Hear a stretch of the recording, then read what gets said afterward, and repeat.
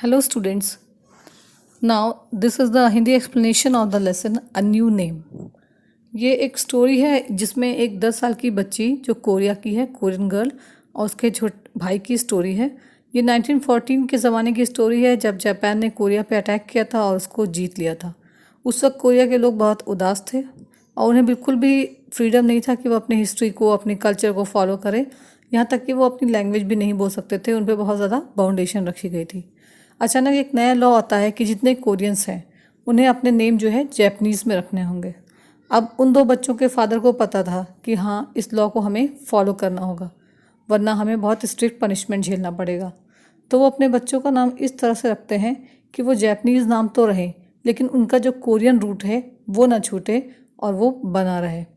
तो ये जो बच्ची है सन ही, उसके बारे में है और ये पूरी स्टोरी है कि किस तरह से जो चीज़ हम नहीं चाहते हैं उसे भी हमें एक्सेप्ट करना होता है। So we shall begin from the paragraph 1। Paragraph 1। When my turn came I pointed to the letter के।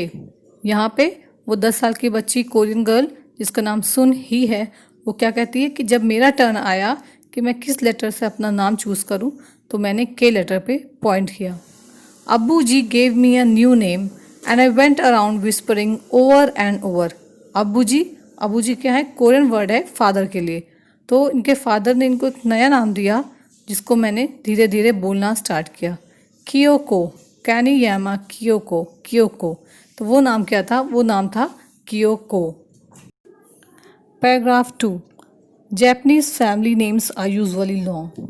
जैपनीज़ फैमिली में जो नाम होते हैं वो अक्सर बहुत ज़्यादा ही लंबे होते हैं। लाइक कैनियामा, जैसे Kaneyama. Korean ones like my name Kim are short.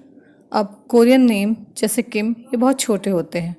Similarly Korean first names are almost always 2 syllables। syllables क्या होते हैं? ये वर्ड्स का एक पार्ट होते हैं जिनमें सिंगल वॉवेल होता है और उनको एक सिंगल यूनिट की तरह प्रोनाउंस किया जाता है। तो इन्होंने बताया कि कोरियन नेम्स हमेशा 2 syllables लिए होते हैं। But Japanese first names can be long और शॉर्ट। लेकिन जो जैपनीज़ नेम होते हैं फर्स्ट नेम वो लॉन्ग भी हो सकते हैं और शॉर्ट भी हो सकते हैं। Paragraph 3। I liked how Abu he had hidden our real last name in the new one he had chosen for us. और मुझे अच्छा लगा कि हमारे फादर ने हमारे लिए ऐसा नाम चूज़ किया कि जिसमें हमारा पुराना नाम भी छुपा हुआ था। And he had done the same for my first name as well. और उन्होंने जो मेरा फर्स्ट नेम था उसमें भी इसी तरह किया कि मेरा उसमें पहले का नाम जो जैपनीज़ नेम था वो छुपा हुआ था। Girls names often ended in ko which means girl in Japanese. लड़कियों के नाम अक्सर को से फिनिश होते थे या एंड होते थे, जिसका मतलब जैपनीज़ में होता है गर्ल या लड़की। But ko also mean the sun rays. और को का मतलब ये भी होता है सूरज की किरणें या रश्मि। सो कियोको मेंट रेज ऑफ ब्राइटनेस। इसलिए जो मेरा नाम रखा गया था कियोको, उसका मतलब होता है रेज ऑफ ब्राइटनेस, ब्राइटनेस की किरणें।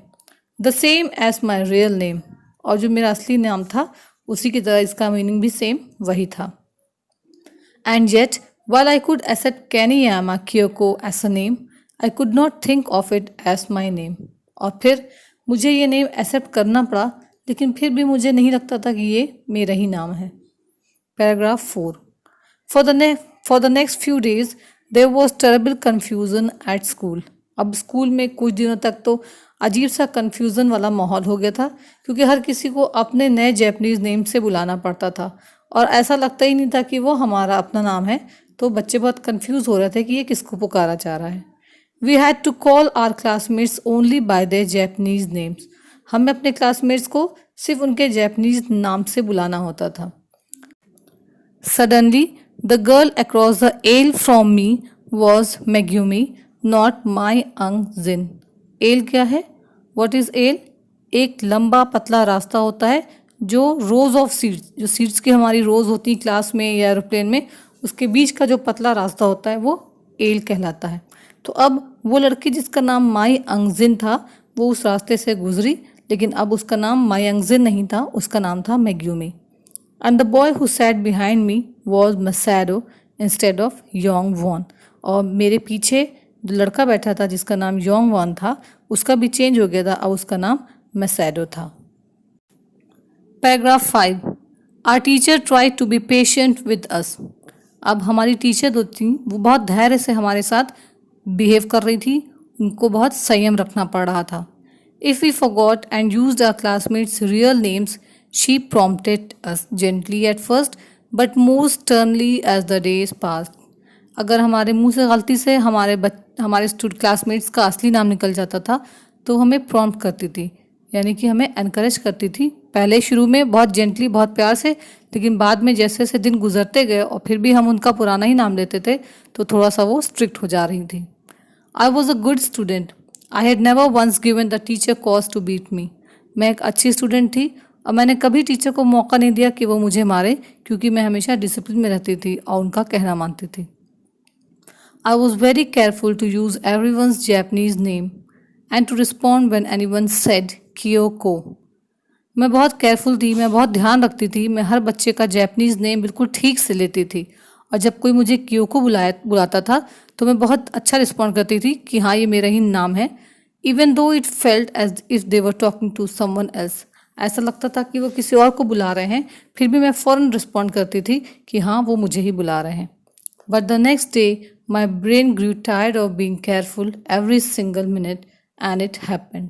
लेकिन दूसरे दिन मैं बिल्कुल आजिज़ आ गई थी, मैं बहुत परेशान हो गई थी कि हर सिंगल मिनट मुझे बिल्कुल केयरफुल रहना है दूसरे बच्चों का नाम लेने में, अपना नाम लेने में। तो मैं बहुत टायर्ड हो चुकी थी, तो फिर वही गलती हो गई जो और बच्चों से हो जाती थी। I chose the worst possible moment to make a mistake. अब ये गलती मुझसे उस वक्त हुई जब वो बहुत ही बुरा समय था। Onishi san was in the room. San क्या है? एक रेस्पेक्टफुल वर्ड है किसी को एड्रेस करने के लिए। तो ओनिशी सैन रूम में थे। ये एक ऑफिसर थे जो अक्सर स्कूल में राउंड लगाया करते थे कि बच्चे अपना जैपनीज़ नेम ठीक से लिया करें और वो कोरियन नेम ना लें। तो मुझसे उस वक्त गलती हो गई जब वो राउंड पे थे। He was a Japanese army officer whose job was to make sure all the students were learning to be good citizen of the empire. वो एक जैपनीज आर्मी के ऑफिसर थे जिनका काम था कि वो सारे स्टूडेंट्स पर नज़र रखें कि वो जैपनीज एम्पायर के, जैपनीज साम्राज्य के अच्छे स्टूडेंट्स बने। He came into our classroom several times a week. वो हफ्ते में कई बार हमारे क्लास में आते थे। Often in the middle of a lesson. और कभी कभी जब मैम लेसन बीच में पढ़ा रही होती थी उस टाइम भी वो आ जाते थे। We always stopped what we were doing and bowed to him. और अक्सर हम पढ़ाई छोड़ करके उनको बो करते थे, विश करते थे।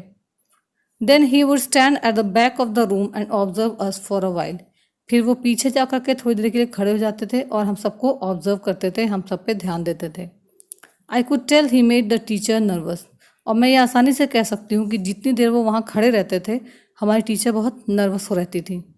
I tried especially hard to give the right answers when he was around. और मैं हमेशा कोशिश करती थी कि मैं हमेशा सही आंसर दूं जब वो आसपास होते थे। That day I knew he was in the room. उस दिन मुझे पता था कि वो रूम में हैं। I knew I had to be extra careful not to make a mistake. और मुझे पता था आज मुझे एक्स्ट्रा केयरफुल होना है ताकि मैं कोई गलती ना करूं क्योंकि ओनिशी सैन वहाँ पे रूम में खड़े हैं। And somehow I did the very thing I was trying so hard not to do. I said my Angzin instead of Megumi. मैंने बहुत कोशिश की कि मैं अपने क्लासमेट्स को मेग्यूमी बुलाऊं, लेकिन फिर भी मुझसे उसका कोरियन नाम माई अंगजिन मेरे मुंह से निकल गया। Onishi san heard me. Onishi san ने, यानी वो जो ऑफिसर थे, उन्होंने ये बात सुन ली। He made a funny sound in his throat like ah. उन्होंने अजीब सी फनी आवाज़ अपने गले में निकाली। Then he looked at the teacher and made an abrupt motion with his stick. Abrupt means sudden and unexpected. उसके बाद उन्होंने टीचर को अजीब से नज़रों से देखा और अपने स्टिक से घुमाया, स्टिक को अजीब तरीके से घुमाया। The teacher glance at him quickly and then at me. Kiyoko to the front, she said. उन्होंने उस आदमी को देखा और उसके बाद फ़ौरन मेरी तरफ देखा और मुझे डांटते हुए कहा, कियोको यहाँ आओ, यहाँ सामने खड़ी हो जाओ। The class was suddenly silent. पूरा क्लास अब बिल्कुल शांत हो गया था। I could see the surprise in the faces of the other students. मैं देख सकती थी कि क्लास के दूसरे बच्चे कितना भौचक्के रह गए थे कि वो लड़की जिसने आज तक कभी गलती नहीं की आज इस तरह से खड़ी है। After all I was daughter of the vice principal and I never been beaten before. और हो भी क्यों ना, क्योंकि मैं वाइस प्रिंसिपल की बेटी थी और आज से पहले मुझे कभी भी मार नहीं पड़ी थी, यहाँ तक कि डांट भी नहीं पड़ी थी। In the brief moments it took me to walk to the front of the class. मैं थोड़ी देर में क्लास के बिल्कुल सामने आ गई।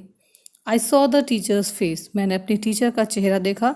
She look so unhappy that I felt sorry for her than for myself. वो इतनी ज़्यादा अनहैप्पी, उदास लग रही थी कि मुझे अपने से ज़्यादा उनके ऊपर तरस आने लगा। She didn't want to beat me but she had to because Onishi san was there. वो मुझे मारना नहीं चाहती थी, फिर भी उन्हें मुझे मारना पड़ा क्योंकि ओनिशी सैन जो जापानीज आर्मी ऑफिसर थे वो वहीं खड़े थे।